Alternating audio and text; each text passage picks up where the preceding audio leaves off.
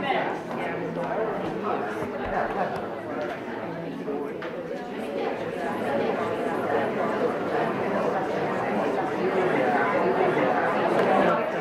It's not enough. They will investigate, but they won't be Frustrating. They don't know the mental health issues. That's what I'm saying, exactly, right? All right, guys, let's kind of do a little shift now from emergency services to our more permanent services for homeless individuals and families. This is where we kind of all come back together. Does anyone know what permanent supportive housing is? Anybody, I hope you know. Permanent supportive housing is a specific program and the only program that runs through the coordinated entry. This is for families and individuals who are homeless under the definition that we talked about earlier, which was what? Anybody? On the street or in a shelter, domestic violence, and the institution, for less than 90 days, who were homeless before they went in. And for those primarily who are chronic homeless, which we will get into that beautiful definition in a little bit. Permanent supportive housing is not for everyone. How many of you have done an application with us to put someone on the wait list for permanent supportive housing? Any of you? Up here in the back, a few? Okay. Any one of you in the room can actually complete this application. It's important for you to know you're going to run across families that may qualify. They may be in the state shelter system. They will still qualify for permanent supportive housing. Permanent supportive housing pretty much pays all of their rent. It is a housing program for those who are the hardest to house. This is meant for families and individuals who cannot maintain housing otherwise. Due to the nature of their disability, due to substance abuse issues, the fact that they're chronic homeless, any number of things, they are not going to be able to maintain housing on their own. They have very intensive case management while they're in permanent supportive housing, and yes, it is permanent if it needs to be.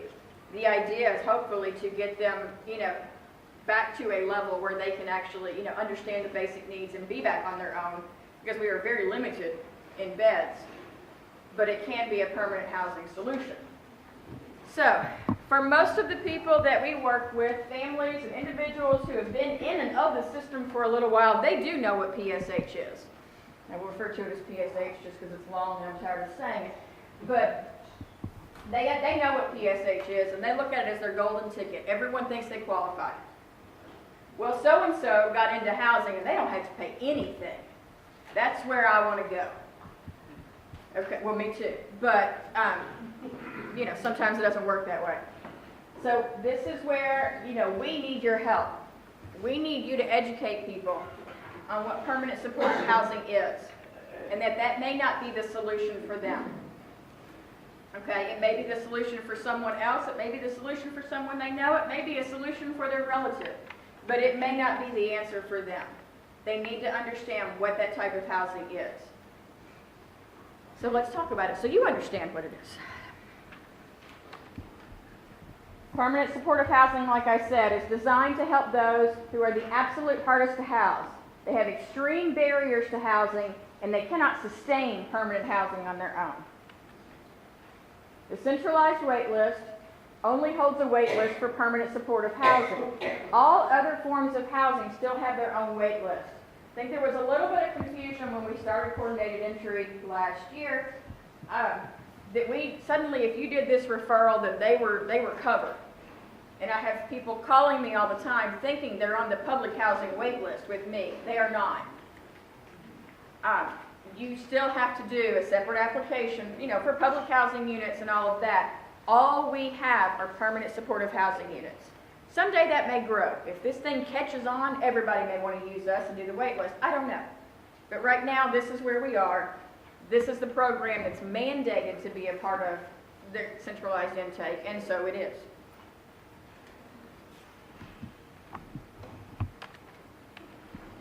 Not everyone qualifies for permanent supportive housing, like I said.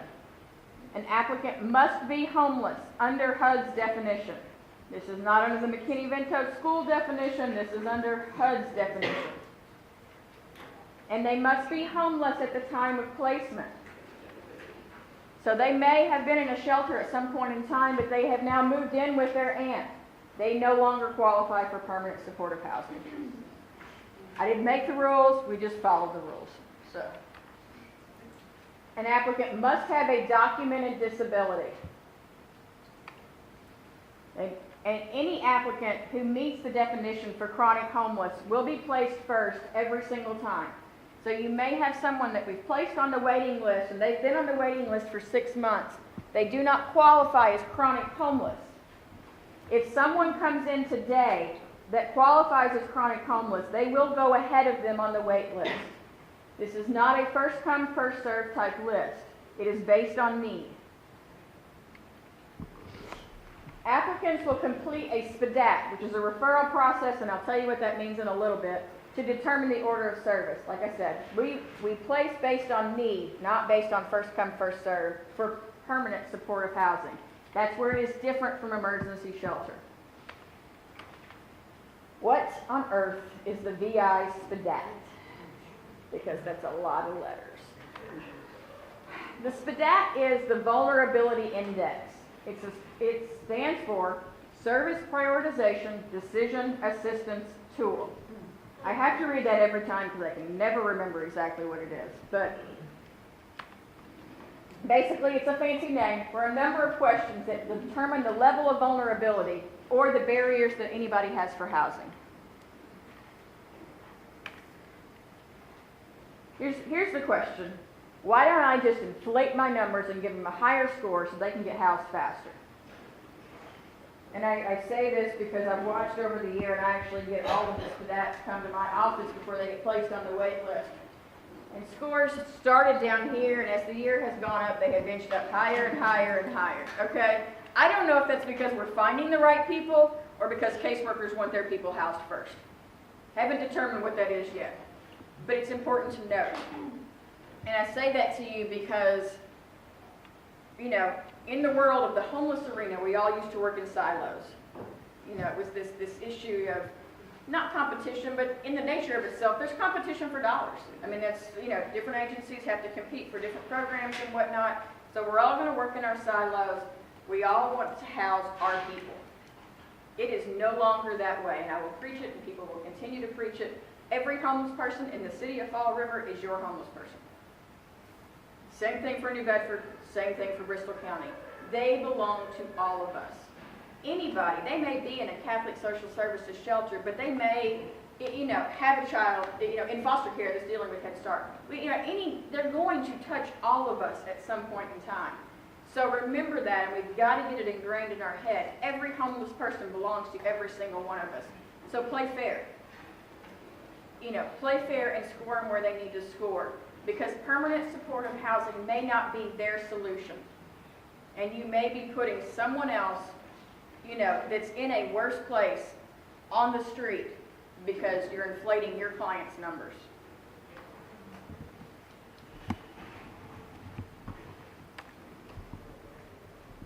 Like I said, those we serve are no longer your client. They belong to all of us. All right, so how do I get my client, my family, on the wait list for permanent supportive housing? Number one, you will complete the SPDAT. We're going to go through one in a few minutes so you can see it, understand it, know what it looks like, and you can answer any questions about it. And where do you get it? Where do you get it? I know we're going to post it on the New Bedford website. I'm going to talk to Mary about posting it on theirs. You can always email me. Yeah.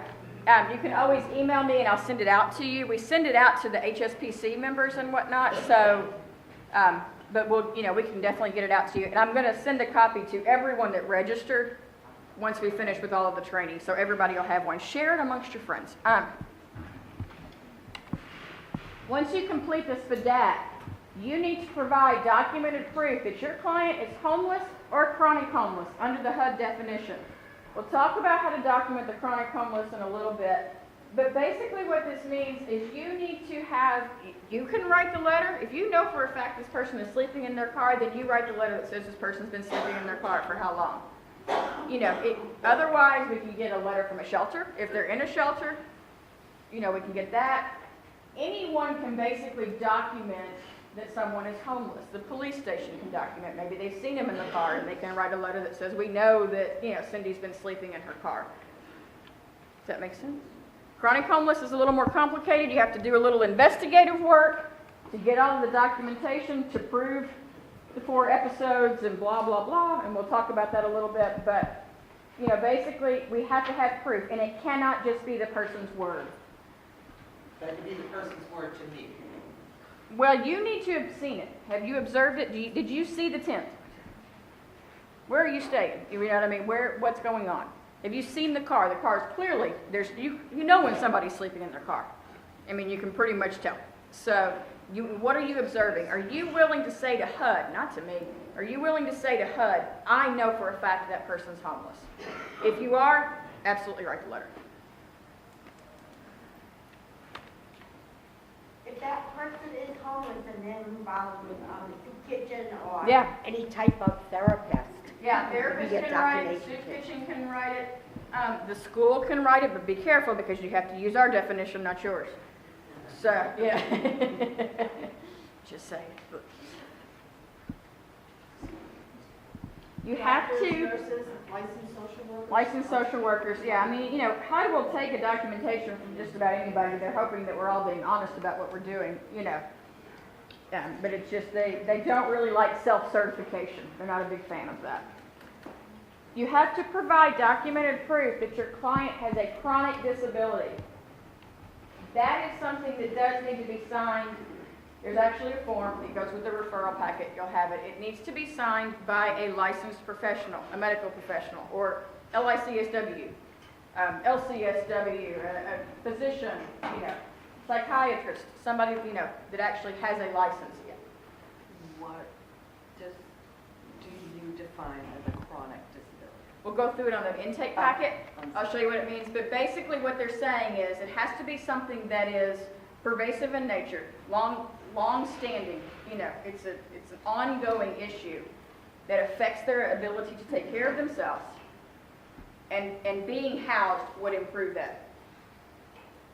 So, for instance, if someone has depression, which can be can definitely be a chronic disability issue, but if their depression is controlled by medication, they're able to live on their own, it's not a chronic disability.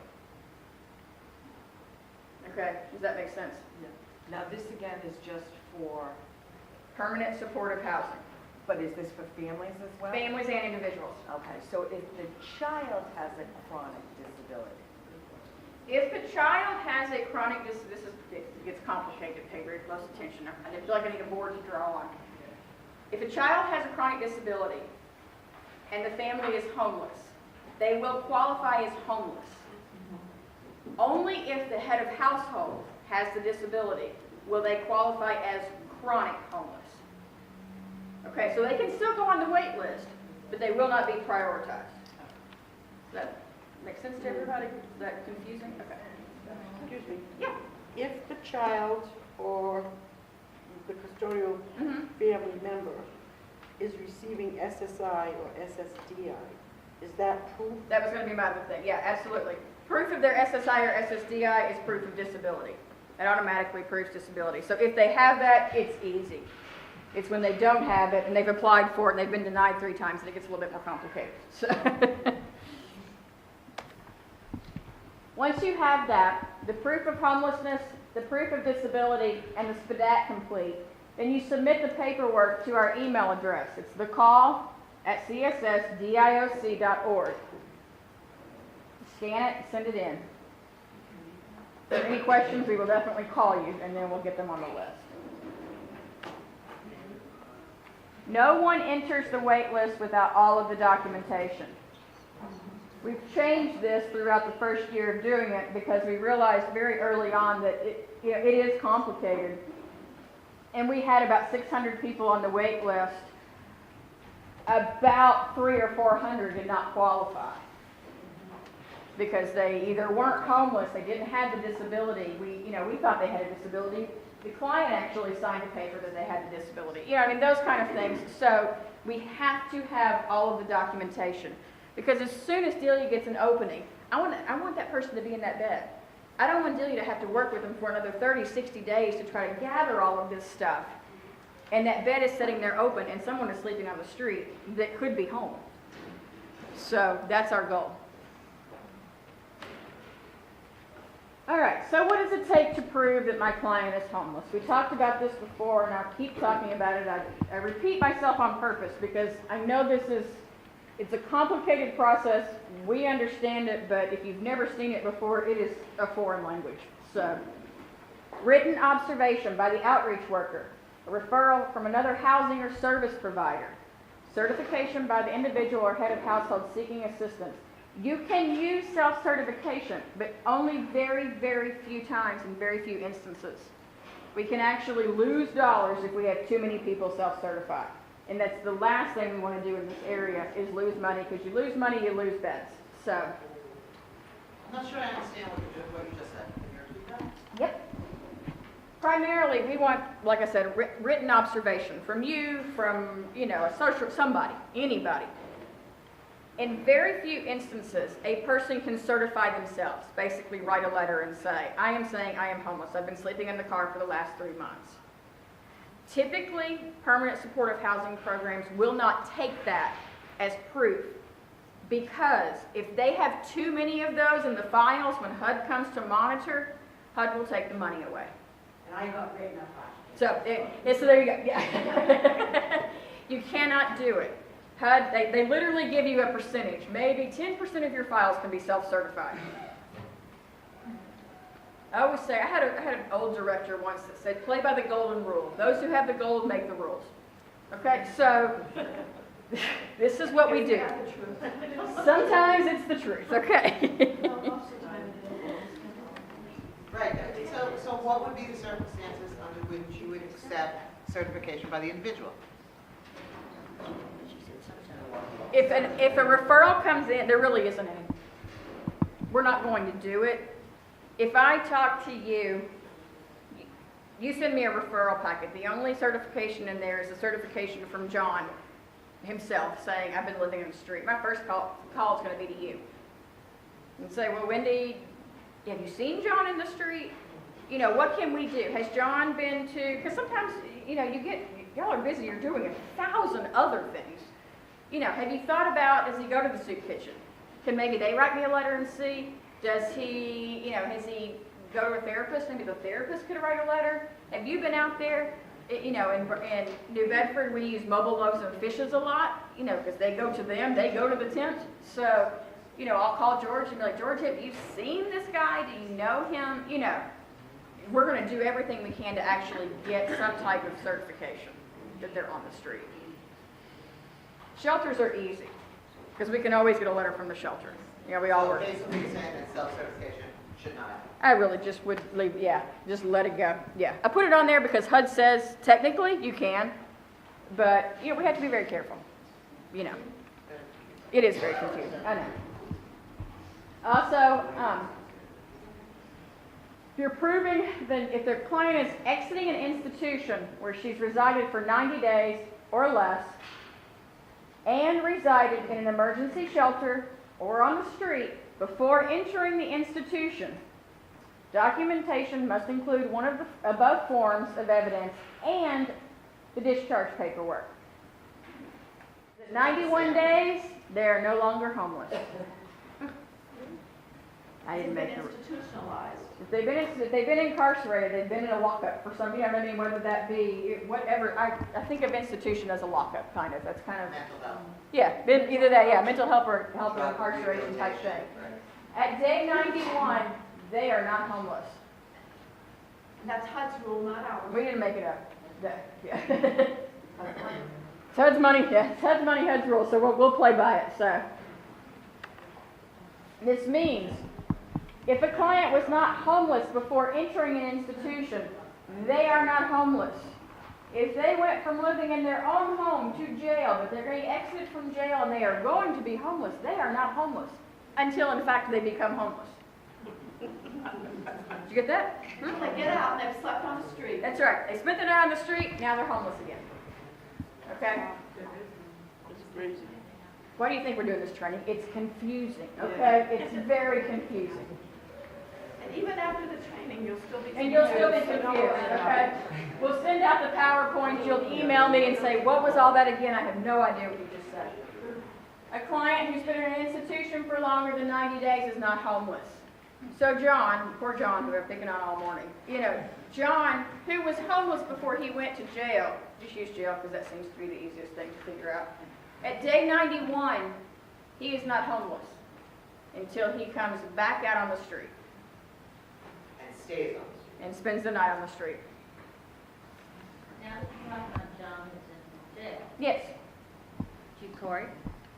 You And- Corey? Yeah, and But like they run, what is it, sorry, the sex abuse. so a sex offender is just, nobody touches sex offenders. Now here. Well, there's a Boston shelter that'll take. Yeah, there's a shelter in Boston and we referred them up there. So it doesn't matter what they're under? No. Child abuse? No, I mean, we talk to them when they come in. No, child abuse is sex offender. Yeah. Not No. necessarily. Not necessarily, But will that yeah. come up on Yeah. child abuse come up on a story? Huh? It depends on what it is. I mean, is it an assault or is it a sex abuse case? So we cannot take sex offenders. That's the only thing that we cannot take. Right. I mean, yeah, I mean, but if you are if you're in prison for murder, you've probably been there longer than 90 days. Well, Probably. Not always. Probably. domestic violence. Yeah. Yeah, we will. We will. Angel, we can't take fire starters either. Oh, Arson, no. yeah. Arson is a thing, yeah. We do have, you know, I mean, and we have conversations with people. This goes back to the emergency shelter. This goes back to the 1-800 number in the very beginning. I didn't want to do this because it's going to confuse you guys. But, you know, we are dealing, obviously, with people that do have barriers to housing. There are difficulties. We have that conversation in triage. We want to make sure the other guests in the shelter are always safe. So this becomes an issue if we don't feel like the other guests are going to be safe, and we're not going to take that person. So, Can I just, you don't have to answer. yeah, Are most of the slots you fill from incarcerated? no, Okay. no. So there is a group, just to talk about sex offenders, 137, there is a group that really does want to, I mean, sex offenders have a right, they've served their time. This is Janet Ricciardo's perspective, not everybody's, and I get that. They've served their time, and we need to treat them with dignity and respect at some point in time and help them assimilate into the community. And there are groups around the state that are looking at that and are trying to work with that and try and help figure that out. And so sex offenders do have a whole reentry process into the state, and it's very complicated and very very controlled, but I think that at some point around the state, there will become more than just Boston. The lady out in Western Mass and I have been having, who does this job, we've had these conversations, and we either know sex offenders or we've worked with sex offenders, and we want to figure out a way to help folks that are really trying to get their life back together and move on. Because there are people like that. Just because they committed a sex crime does not mean that they're forever going to commit a sex crime, when we all know that the guy next door could do the same thing. So, or the woman next door. It's not just guys. So. All right. What does it take to prove my client is chronic homeless? First of all, like I said, they must have proof of disability. Documentation they received SSI or SSDI works, or verification of disability signed by a licensed professional. Those are just some examples. That's not everyone. So, it cannot be signed by a house manager at the shelter. It cannot be signed by the client themselves. It does actually need to be their treating physician or their treating therapist who is working with this person that can verify they have a disability. You also must obtain proof that the client has been on the street or in a shelter for a consecutive 12 months. Very easy to do if they're in a shelter because you have the shelter letter, EA shelters, the family shelters, they can pull it up. They have record of how long they've been in shelter. It's a very easy letter to get. Most individuals are not in a shelter for 12 months consecutively, at least not around here. Or you must be able to show 4 separate episodes of homelessness totaling 12 months over the past 3 years. Looks very confusing. It's not as difficult as you think. What I typically do when I'm doing this with a family or an individual, just go with me, is sit down with them and start working backwards and try to create a housing history for the past 3 years. Let's start with, where did you sleep last night? Well, I've been at Sister Rose. I've been at Sister Rose for the past 2 months. Fantastic. Well, there's 2 months. You know, then where were you before that? Well, I stayed with my sister for about a month. Okay, there's the first break in homelessness, which you need, because you have to have 4 separate episodes. Where were you before you went to your sister's? Well, at that point, I was in Providence, and I stayed in the shelter out there. Great, I'm going to call that shelter and figure out how long you were there. Okay, so you're going to back up to 3 years and see if you can come up with 4 separate episodes, totaling 12 months over the past 3 years. If they went into Sister Rose shelter on January the 28th, and you really don't have any evidence of where they were before that, all of January counts. That's month 1. Okay? How about the fact that this is now coming from their mouth, the documentation for the past 3 years? If they say to me, I was in my car a year and a half ago, where do they get documentation that shows that? They can certify 3 months of the 12. We are allowed to accept a certification, self-certification, for 3 months of the 12. Once again, crazy rule, don't know who came up with it, why it's 3 and not 4, I have no idea. But that's the rule. So you really have to try to work with them. Most people, they really are tied into some kind of services. Someone was working with them. It may just be the soup kitchen. That may be it. They may live in a tent, they come and get lunch every day, and nobody else sees or hears from them. It may be the police department. We have a great relationship with the police departments. You know what I mean? They don't want to arrest homeless people. That's not their goal. You know, so maybe they know that he's been out there in that tent. We've been trying to get him moved. We've actually moved him 4 times and thrown all of his stuff away. He just keeps popping back up. You know, that's kind of what happens. So, you know, try to get it from anybody that you can. You have to do a little bit of detective work. So let's practice.